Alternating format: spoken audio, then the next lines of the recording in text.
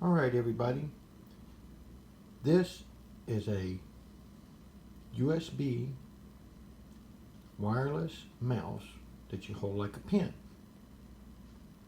It's very convenient, does great if you're a right-handed person.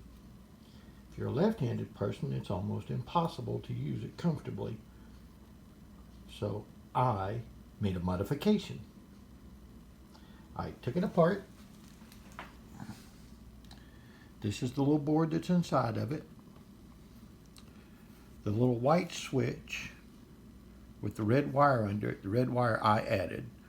The little white switch was the the right button for the mouse. And it's hard to reach over and do it if you're holding your left hand.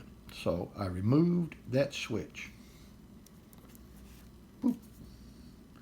And I soldered a red wire to that connection on the front side of the switch. Then I came over here to this top switch, which is the DPI switch, and I soldered the wire on there. Well, now, when I put it all back together, I have a front mouse button and a back mouse button. Then put it all back in the case. Easy as that. I don't know if that's the approved way to do it, but it works.